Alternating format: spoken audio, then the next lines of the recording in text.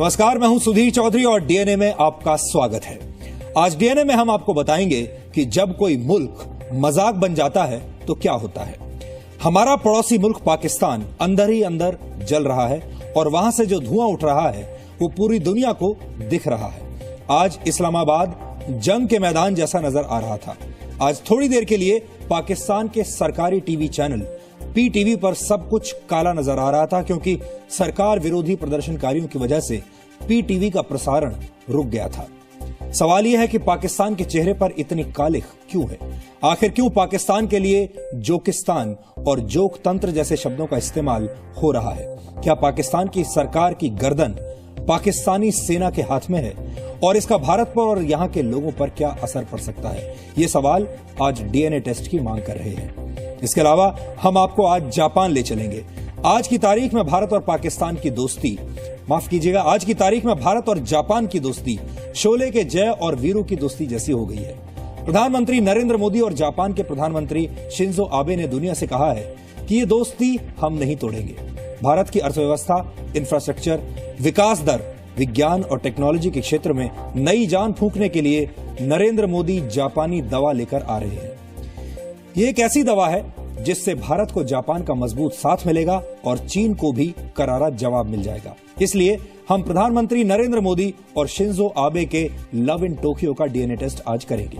इस DNA test में आंकड़े हैं, तस्वीरें हैं और जापान के तमाम रंग भी हैं। लेकिन पहले देश की बड़ी खबरें नॉनस्टॉप न्यूज में। और दिन भर की खबरों का डीएनए टेस्ट शुरू करें उसके पहले आपको बता दें पूरे देश में आज क्या क्या हुआ। देखते हैं नॉनस्टॉप न्यूज में।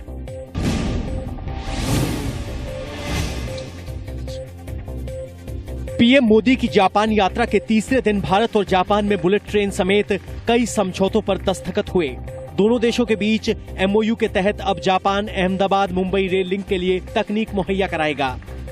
जो 5 और एग्रीमेंट साइन किए हैं, स्वास्थ्य, clean and renewable energy, women's development, roads एवं क्योटो वाराणसी के बीच, वह दिखाते हैं कि हमारे संबंध हर क्षेत्र में उभर रहे हैं। इसके साथ ही जापान भारत में अगले 5 सालों में 2,10,000 करोड़ रुपए का निवेश करेगा। ये निवेश स्मार्ट शहरों के विकास, गंगा की सफाई और कृषि विकास जैसे कई क्षेत्रों में इस्तेमाल होगा। पीएम नरेंद्र मोदी ने जापान चैम्बर ऑफ कॉमर्स में हिंदी में भाषण दिया और जापान के कारोबारियों को भारत में निवेश का न्योता भी दिया। हमने स्ट्रैटेजिक एंड ग्लोबल पार्टनरशिप को अब special strategic and global partnership का दर्जा देने का निर्णय किया है। मोदी ने कहा कि पीएमओ में जापान प्लस नाम से एक टीम भी बनेगी जो जापान से जुड़े मुद्दों को देखेगी। साथ ही पीएम ने भारत में जापानी बैंक की इजाजत भी दी है। पाकिस्तान में पीएम नवाज शरीफ के खिलाफ जारी विरोध प्रदर्शनों के बीच आज आर्मी चीफ जनरल राहिल शरीफ और नवाज शरीफ के बीच मुलाकात हुई। इस मुलाकात के बाद चर्चा ये तेज हो गई थी कि फौज ने नवाज शरीफ को या तो इस्तीफा या फिर लंबी छुट्टी पर जाने का हुक्म सुना दिया है। लेकिन सरकार और सेना दोनों ने ऐसी खबरों को खारिज कर दिया है। इससे पहले प्रदर्शनकारियों ने पाकिस्तान के सरकारी चैनल पीटीवी के दफ्तर में तोड़फोड़ की, जिसके बाद पीटीवी का प्रसारण भी कुछ देर के लिए रुका रहा। इमरान खान और ताहिरुल कादरी के खिलाफ आतंक निरोधी कानून के तहत मुकदमा भी दर्ज किया गया है। पुलिस ने खान और कादरी के खिलाफ सरकार की ओर से एफआईआर दर्ज की है। गृह मंत्री राजनाथ सिंह ने पाकिस्तान के साथ किसी भी किस्म की बातचीत से साफ इनकार करते हुए कहा है कि आतंकवाद और बातचीत एक साथ नहीं चल सकते। राजनाथ सिंह ने ट्विटर पर लिखा है कि नेपाल में होने वाले सार्क सम्मेलन में पाकिस्तान के गृह मंत्री से उनकी मुलाकात और बातचीत की खबरें बेबुनियाद हैं। गृह मंत्री राजनाथ सिंह को इसी महीने काठमांडू में सार्क देशों के गृह मंत्रियों के सम्मेलन में भाग लेना है। पाकिस्तानी उच्चायुक्त अब्दुल बासित की कश्मीर के अलगाववादी नेताओं के साथ बातचीत के बाद भारत ने दोनों देशों के विदेश सचिवों की वार्ता को पिछले महीने ही रद्द कर दिया था।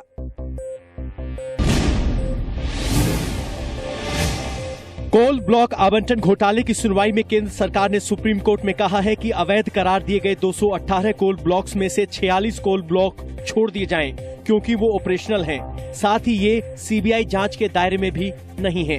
पहले अभी 40 कोल प्रोड्यूसिंग ब्लॉक्स हैं उनको कैंसिल नहीं किया जाए और 6 कोल ब्लॉक्स ऐसे हैं जो कोल प्रोड्यूस करने वाले हैं, अबाउट टू प्रोड्यूस कोल हैं, उनको छोड़ के मतलब इन 46 को छोड़ के बाकी सबको कैंसिल कर दिया जाए।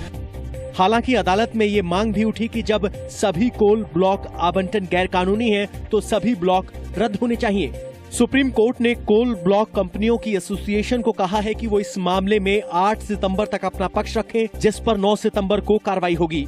सरकार 80 कोल ब्लॉक्स पहले ही रद्द कर चुकी है। टीचर्स डे को गुरु उत्सव के रूप में मनाए जाने के केंद्र के फैसले पर विवाद हो गया है। तमिलनाडु से बीजेपी की सहयोगी पार्टियों ने इसका विरोध शुरू किया है। पीएमके और एमडीएमके ने टीचर्स डे का नाम बदलकर गुरु उत्सव करने का विरोध किया और इसे संस्कृत को थोपने की कोशिश बताया है। मानव संसाधन मंत्री का कहना है कि बेवजह विवाद किया जा रहा है। गुरु उत्सव 2014 एक ऐसे कंपटीशन है जो एक माध्यम बनेगा हर छात्र के लिए, जो वर्तमान में छात्र है अथवा छात्र रह चुका है, रह चुकी है, अपने गुरुओं के प्रति अपने सम्मान को व्यक्त करने का।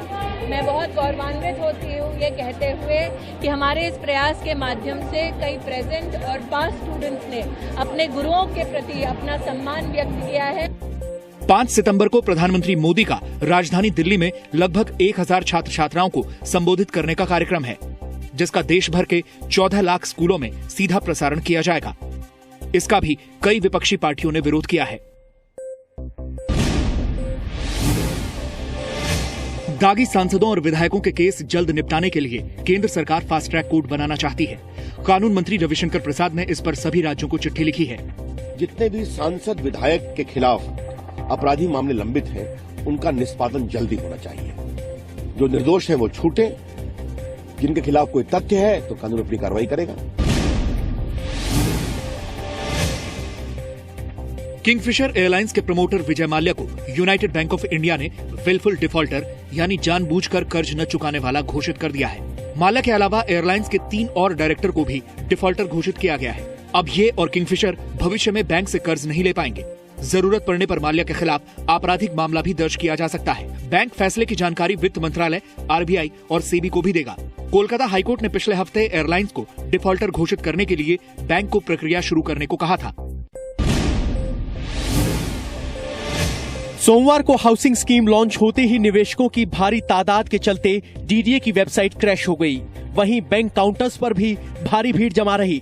डीडीए के 25,000 फ्लैट्स के आवेदन भरने के लिए 9 अक्टूबर आखिरी तारीख है, लेकिन पहले ही दिन करीब 40,000 लोगों ने फॉर्म भरे। हमने उनको कब्जा जो है उपलब्ध कराना है। यही सबसे बड़ी चुनौती अब आज के दिन डीडीए के सामने है। डीडीए अगले साल फरवरी-मार्च तक फ्लैट्स सौंपने का दावा कर रही है, लेकिन जी न्यूज की पड़ताल में पता चला है कि कई ऐसे इलाके हैं जहां काम ही नहीं शुरू हुआ है और कुछ जगहों पर केस सुप्रीम कोर्ट में है। केरल के कन्नूर जिले में आज राष्ट्रीय स्वयंसेवक संघ के कार्यकर्ता की कुछ अज्ञात लोगों ने हत्या कर दी। पुलिस ने आरएसएस के कार्यकर्ता का नाम ई मनोज बताया है। कुछ अज्ञात लोगों ने घात लगाकर मनोज पर बम फेंका और धारदार हथियार से वार कर मार डाला। आरएसएस और बीजेपी का आरोप है कि इस मर्डर के पीछे सीपीआईएम का हाथ है और उन्होंने कल कन्नूर जिले में हड़ताल बुलाई है। इस वक्त बीजेपी अध्यक्ष अमित शाह केरल के दौरे पर हैं। एसएल ग्रुप के चेयरमैन डॉक्टर सुभाष चंद्रा ने कहा है कि जनता के अनुरोध पर वो हरियाणा के हिसार से चुनाव लड़ने को तैयार हैं। मेरे को आप लोगों का जो अनुरोध है वो स्वीकार्य है। Doctor Subhash Chandra, doctor Subhash Chandra. Doctor Subhash Chandra ने आज से हिसार में जनसंपर्क अभियान भी शुरू कर दिया है।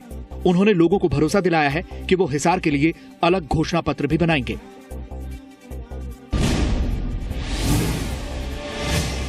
भारतीय इतिहास की विरासत समझी जाने वाली नालंदा यूनिवर्सिटी 821 सालों के बाद फिर खुल गई है। नालंदा विश्वविद्यालय में पहला एकेडमिक सेशन शुरू हो गया है।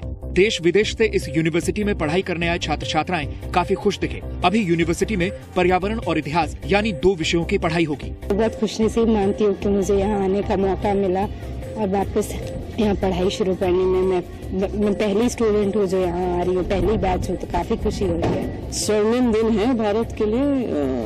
हायर एजुकेशन के लिए, एशिया के लिए कि ऐसी यूनिवर्सिटी है जो एशियन इंटरकनेक्शंस पे काम करेगी। नालंदा विश्वविद्यालय का निर्माण गुप्त शासक कुमार गुप्त ने सन 450 में करवाया था। यहाँ 10,000 छात्रों को पढ़ाने के लिए 2,000 शिक्षक थे।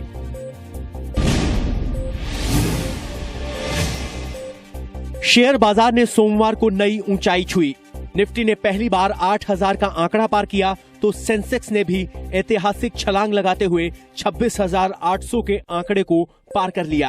आज 275 स्टॉक्स ने एक साल में सबसे ऊंचा स्तर छुआ। जानकारों की राय में 2.5 साल में सबसे ऊंची विकास दर की वजह से न सिर्फ मार्केट सेंटिमेंट बेहतर हुआ है, बल्कि विदेशी निवेशकों का भरोसा भी बढ़ा है। सुप्रीम कोर्ट ने साफ कर दिया है कि फिलहाल बीसीसीआई अध्यक्ष के तौर पर एन श्रीनिवासन काम नहीं कर सकते हैं। सुप्रीम कोर्ट में आईपीएल स्पॉट फिक्सिंग मामले पर सुनवाई के दौरान श्रीनिवासन और बीसीसीआई के वकीलों ने अध्यक्ष के तौर पर कोर्ट से श्रीनिवासन की वापसी की गुजारिश की थी, लेकिन सुप्रीम कोर्ट ने कहा कि जब तक जस्टिस मुद्गल कमेटी अपनी जांच पूरी कर रिपोर्ट फाइल नहीं कर देती, श्रीनिवासन का पद पर लौटना मुमकिन नहीं। सुप्रीम कोर्ट ने अंतरिम रिपोर्ट सौंपने के लिए जस्टिस मुद्गल कमेटी को 2 महीने का वक्त और दे दिया है। कमेटी फिलहाल श्रीनिवासन समेत कुल 13 लोगों पर लगे फिक्सिंग के आरोपों की जांच कर रही है। मामले की अगली सुनवाई 10 नवंबर को होगी।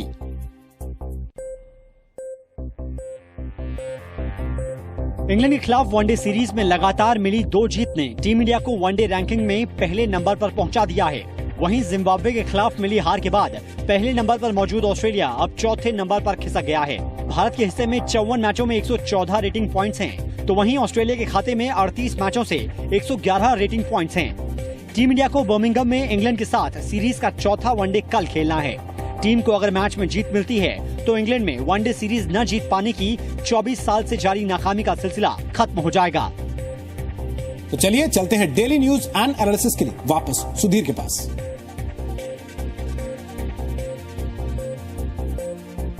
आज डीएनए में सबसे पहले आपको यह देखना चाहिए कि किस तरह हमारा पड़ोसी देश पाकिस्तान अंदर ही अंदर जल रहा है और वहां से जो धुआं उठ रहा है उसे पूरी दुनिया देख पा रही है। पाकिस्तान को आजकल जोकिस्तान और वहां के लोकतंत्र को जोकतंत्र कहा जाने लगा है। पाकिस्तान में लोकतंत्र की हालत उस तोते की तरह हो गई है जिसकी गर्दन सेना के हाथ में है और सेना अपनी सहूलियत के हिसाब से उस तोते की गर्दन मरोड़कर अपना मकसद पूरा कर लेती है। आज पाकिस्तान की राजधानी इस्लामाबाद जंग का मैदान बन गई। 14 अगस्त से पाकिस्तानी संसद के बाहर धरना दे रहे इमरान खान और ताहिर उल कादरी के सैकड़ों समर्थकों ने पहले आज सचिवालय पर धावा बोल दिया, जहां कई महत्वपूर्ण दफ्तर हैं। इसके बाद प्रदर्शनकारी पाकिस्तान के सरकारी टीवी चैनल पीटीवी के मुख्यालय में घुस गए। प्रदर्शनकारियों ने पूरी बिल्डिंग पर कब्जा कर लिया, जिसकी वजह से करीब आधे घंटे तक पीटीवी ब्लैक हो गया, यानी उसका प्रसारण बंद हो गया और बाद में सेना ने हालात को काबू में किया।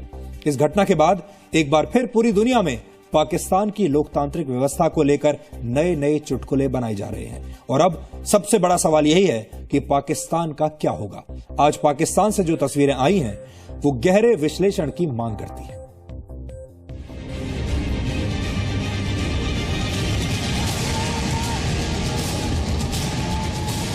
इस्लामाबाद बन गया जंग का मैदान।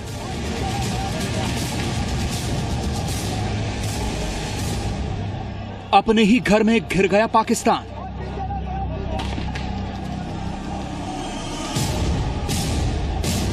सेना के हाथ में शरीफ सरकार की गर्दन।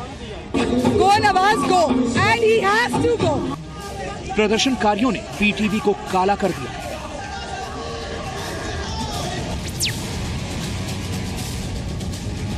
देखिए कैसे एक मुल्क मजाक बन गया।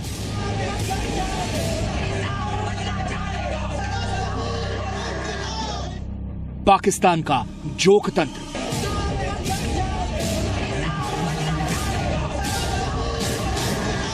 पाकिस्तान में पिछले करीब 16-17 दिन से लगातार जारी प्रदर्शनों की ये सबसे ताजा तस्वीर है।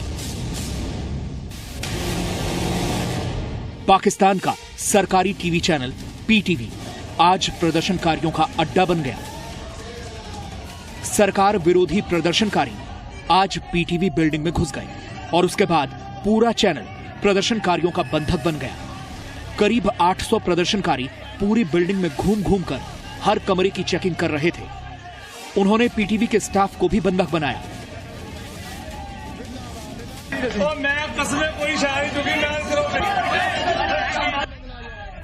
कैमरे तोड़ दिए, कंट्रोल रूम में भी तोड़फोड़ की और फिर अचानक पीटीवी न्यूज और पीटीवी वर्ल्ड का प्रसारण बंद हो गया। लेकिन प्रदर्शनकारियों का हंगामा जारी रहा। सैकड़ों लोग चैनल की कैंटीन में घुस गए और खाने पर टूट पड़े। प्रदर्शनकारी सरकार विरोधी नारे लगा रहे थे। तहरीक इंसाफ पार्टी के प्रमुख इमरान खान की जय जयकार कर रहे थे और लाठी डंडे लहरा रहे थे। प्रदर्शनकारी सरकार से दुखी कम अपनी हरकत पर खुश ज्यादा दिख रहे थे।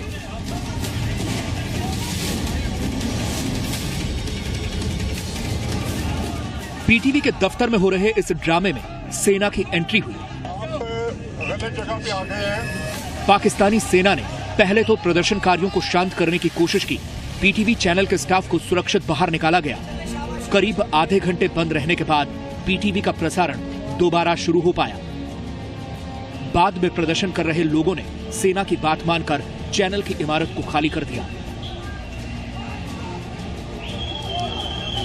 पीटीवी चैनल के हेडक्वार्टर में हंगामे से पहले प्रदर्शनकारियों ने इस्लामाबाद में पाकिस्तान के सचिवालय में भी खूब हंगामा किया। नवाज शरीफ का इस्तीफा मांग रहे सैकड़ों लोग सचिवालय का गेट तोड़कर अंदर घुस आए। सेना ने उन्हें रोकने की कोशिश की तो पत्थरबाजी शुरू हो गई।